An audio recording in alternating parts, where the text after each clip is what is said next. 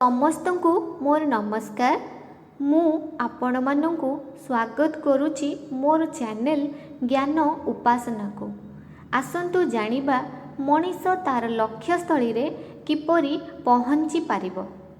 ସବୁ ମଣିଷର କିଛି ନା କିଛି ଜୀବନରେ ଲକ୍ଷ୍ୟ ଥାଏ, ଆଉ ସବୁ ମଣିଷ ମଧ୍ୟ ଚାହେଁ ନିଜ ଲକ୍ଷ୍ୟସ୍ଥଳୀରେ ପହଞ୍ଚିବାକୁ। କିନ୍ତୁ ସମସ୍ତେ ସେଇ ଜାଗାରେ ପହଞ୍ଚିବାକୁ ସମର୍ଥ ହୋଇପାରନ୍ତି ନାହିଁ।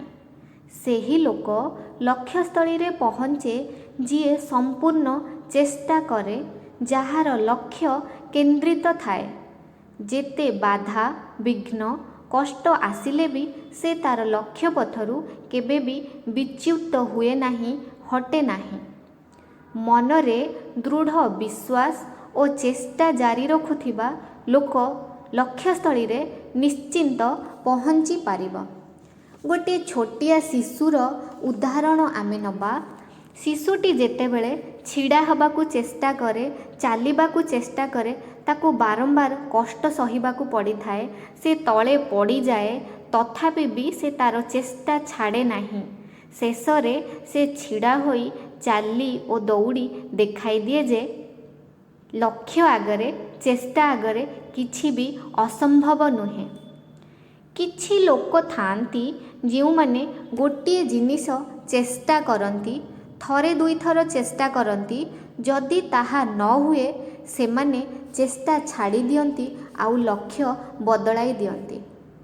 ତାହାଦ୍ୱାରା କେବେ ବି ଲକ୍ଷ୍ୟ ହାସଲ ହୋଇପାରିବ ନାହିଁ। ସେଥିଲାଗି ଦୃଢ଼ ହେବାକୁ ପଡ଼ିବ, ଆମକୁ ସଂକଳ୍ପ ନେବାକୁ ପଡ଼ିବ। ଯାହା ଆମର ଲକ୍ଷ୍ୟ ଅଛି ତାହା ଆମେ ବାରମ୍ବାର ଚେଷ୍ଟା କରିବା, ଆଉ ତାହାକୁ ନିଶ୍ଚିନ୍ତ ସାଧନ କରିବା। ଗୋଟେ ଛୋଟ ଆଉ ସୁନ୍ଦର କାହାଣୀ ଶେଷ ପର୍ଯ୍ୟନ୍ତ ଶୁଣିବାକୁ ସମସ୍ତଙ୍କୁ ଅନୁରୋଧ।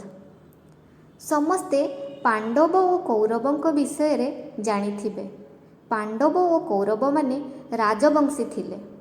ବାଲ୍ୟ ଅବସ୍ଥାରେ ପାଣ୍ଡବ ଓ କୌରବ ଅସ୍ତ୍ରଶସ୍ତ୍ର ବିଦ୍ୟା ଶିକ୍ଷା ନିମନ୍ତେ ଆଚାର୍ଯ୍ୟ ଦ୍ରୋଣଙ୍କ ଆଶ୍ରମରେ ରହୁଥିଲେ। କିଛି ଦିନ ଶିକ୍ଷା ଲାଭ କଲା ପରେ ଗୁରୁ ଦ୍ରୋଣ ସେମାନଙ୍କର ପରୀକ୍ଷା ନେବାକୁ ଇଚ୍ଛା ପ୍ରକାଶ କଲେ।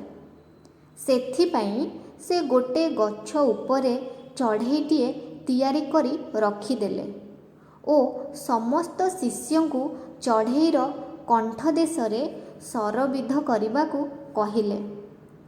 ଜଣ ଜଣ କରି ସମସ୍ତ ଶିଷ୍ୟ ଆଗକୁ ଆସିଲେ। ଗୁରୁ ଦ୍ରୋଣ ଜଣ ଜଣ କରି ସମସ୍ତଙ୍କୁ ପଚାରୁଥିଲେ, ତୁମକୁ ସେଠାରେ କ'ଣ ଦେଖାଯାଉଛି? କେହି କହିଲେ, ମୋତେ ଗଛ ଦେଖାଯାଉଛି। କେହି କହିଲେ, ମୋତେ ଡାଳ ଦେଖାଯାଉଛି। କେହି କହିଲେ, ମୋତେ ଚଢ଼େଇ ଦେଖାଯିବା ସହିତ ଗଛ ଆଉ ଆକାଶ ଦେଖାଯାଉଛି। ଏପରି ଭିନ୍ନ ଭିନ୍ନ ମତ ପ୍ରକାଶ କଲେ। ଗୁରୁ ଶିଷ୍ୟମାନଙ୍କର ଏମିତି ଉତ୍ତର ଶୁଣି ନିରାଶ ହୋଇଗଲେ। ଭାବିଲେ ତାଙ୍କର ଶିକ୍ଷାଦାନ ନିରର୍ଥକ ହୋଇଗଲା, କାରଣ କେହି ବି ଶିଷ୍ୟ ତାଙ୍କର ଲକ୍ଷ୍ୟ କେନ୍ଦ୍ରିତ କରୁନାହାନ୍ତି। ତାପରେ ଅର୍ଜୁନଙ୍କର ପାଳି ପଡ଼ିଲା। ଗୁରୁ ଅର୍ଜୁନଙ୍କୁ ପଚାରିଲେ, ତୁମେ ସେଠାରେ କ'ଣ ଦେଖିପାରୁଛ? ଅର୍ଜୁନ ଉତ୍ତର ଦେଲେ, ମୋତେ କେବଳ ଚଢ଼େଇର କଣ୍ଠ ଦେଖାଯାଉଛି, ଆଉ କିଛି ଦେଖାଯାଉ ନାହିଁ। ତାପରେ ଗୁରୁ ତାଙ୍କୁ ଆଦେଶ ଦେଲେ ଶର ମାରିବାକୁ। ଆଉ ଅର୍ଜୁନ ଚଢ଼େଇ କଣ୍ଠରେ ଶର ମାରିବାକୁ ସମର୍ଥ ହୋଇପାରିଲେ, କାରଣ ତାଙ୍କର ଲକ୍ଷ୍ୟ କେନ୍ଦ୍ରିତ ଥିଲା। ଯଦି ଚଢ଼େଇ ଦେଖାଯାଉଛି, ଗଛ ଦେଖାଯାଉଛି, ଡାଳ ଦେଖାଯାଉଛି, ତାହେଲେ ତାହା ଲକ୍ଷ୍ୟ ନୁହେଁ, ତାହା ଦୃଷ୍ଟି। ଲକ୍ଷ୍ୟ ନିର୍ଣ୍ଣୟ ହୋଇଗଲେ କେବଳ ଲକ୍ଷ୍ୟ ହିଁ ଦେଖାଯିବ। ଅର୍ଜୁନଙ୍କ ଲକ୍ଷ୍ୟ କେନ୍ଦ୍ରିତ ଥିବାରୁ ସେ ସର୍ବଶ୍ରେଷ୍ଠ ଧନୁର୍ଦ୍ଧାରୀ ହୋଇପାରିଲେ, ଆଉ ଆଚାର୍ଯ୍ୟ ଦ୍ରୋଣଙ୍କର ସର୍ବଶ୍ରେଷ୍ଠ ପ୍ରିୟ ଶିଷ୍ୟ ମଧ୍ୟ ଥିଲେ।